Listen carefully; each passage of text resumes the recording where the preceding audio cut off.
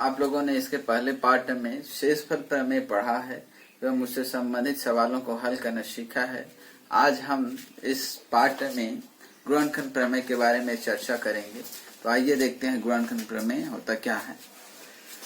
गुणनखंड प्रमेय factor theorem कहता है यदि बहुपद f(x) को x माइनस a से भाग देने पर शेषफल fa बराबर 0 हो तब x माइनस a को f(x) का गुणनखंड कहेंगे।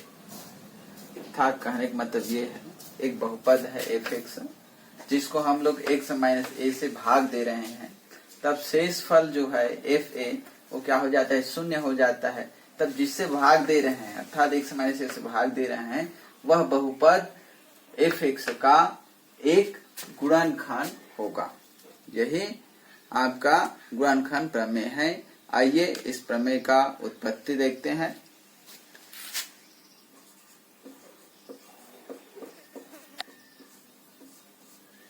आप लोगों ने शेषफल प्रमेय पढ़ा है।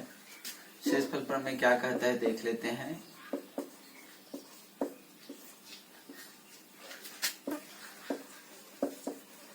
शेषफल प्रमेय से हमें पता है,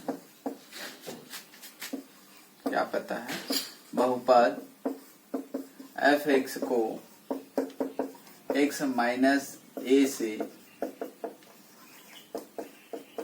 भाग दिया जाए तो शेषफल fa होता है। ये आप लोग पढ़े हैं, ये पता होगा आप लोगों को। अब हम लोग जानते हैं भाज्य, भाजक, भागफल और शेषफल में क्या संबंध होता है, तो उनमें संबंध को लिख लेते हैं यहाँ पे। चूंकि भाज्य इक्वल टू भाजक गुणा भागफल धन शेषफल, इतना होता है ना। तो यहाँ भाज्य देखते हैं। भाज्य मान लो f(x) है, भागफल x माइनस a है। मान लो भागफल x का ही बहुपद है qx है, प्लस शेषफल क्या है fa है, fa। अब एक विशेष परिस्थिति के लिए हम लोग बात करते हैं। तो यदि fa इक्वल टू 0 हो तब, अब fa का मान 0 इस भाज्य में रखेंगे। चलिए रखते हैं f(x) equal to x minus a into qx और प्लस fa की जगह क्या रखने हैं 0, तो 0 रख दीजिए। तो क्या हो जाएगा f(x) equal to x minus a into qx। यहाँ से आप लोग देख सकते हो तो f(x) को गुणनखंड के रूप में हम लोग तोड़ चुके। तो यहाँ पे क्या कहेंगे, ये जो है x माइनस a वह बहुपद f(x) का एक गुणनखंड है। तो यहाँ से स्पष्ट है, स्पष्टतः x माइनस a f(x) का एक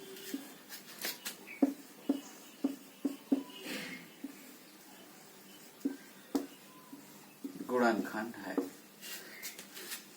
यही गुणनखंड प्रमेय होता है। इसका विलोम भी सत्य है, अर्थात कहने का तात्पर्य ये है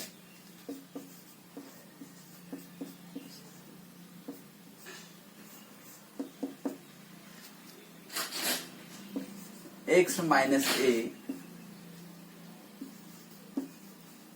बहुपद f(x) का एक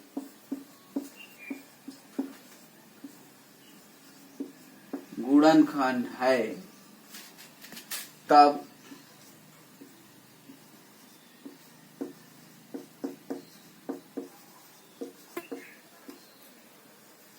शेषफल एफ ए बराबर 0 होगा।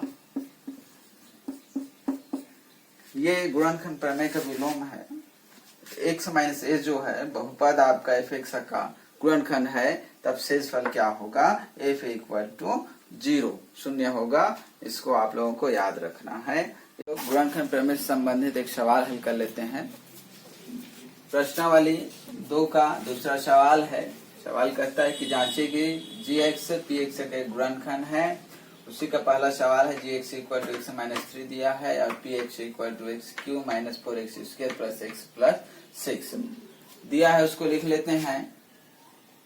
क्या दिया है हमको, G x equal to x minus 3 और P x equal to x cube minus 4x square plus x plus 6।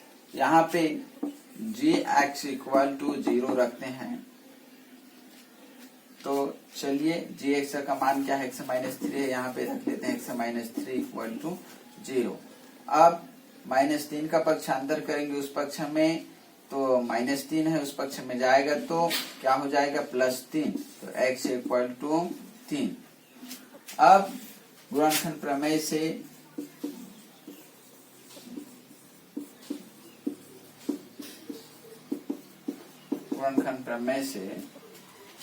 आपका हम लोग क्या करेंगे, जो बहुपद है पी एक्स में x इक्वल टू 3 रखने पर, ये जो पी एक्स है उसमें हम लोग x का मान 3 रखेंगे तो क्या हो जाएगा P3। अब x की जगह 3 रखते जाइए।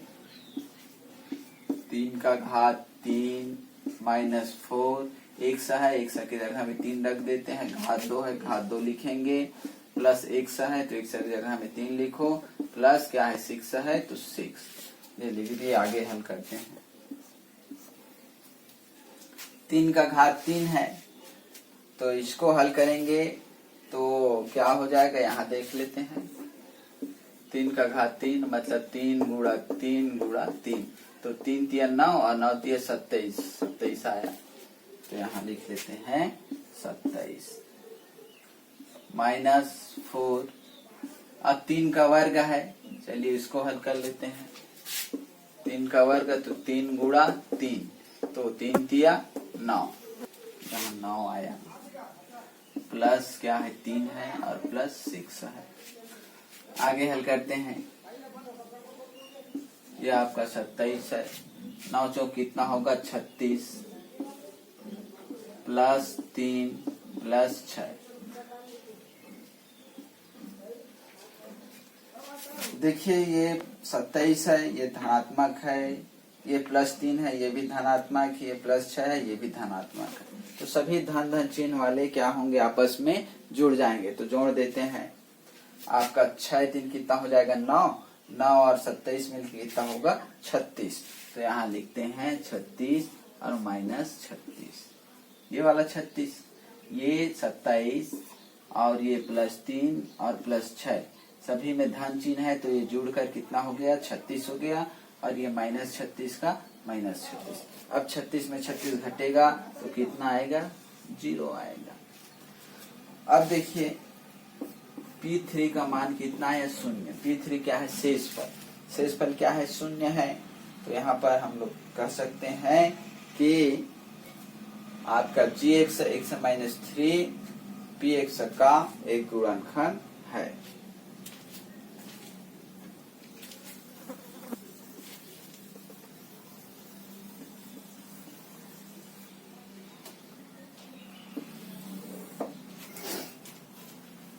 यहाँ पे कुछ बातें हैं ध्यान देने योग्य।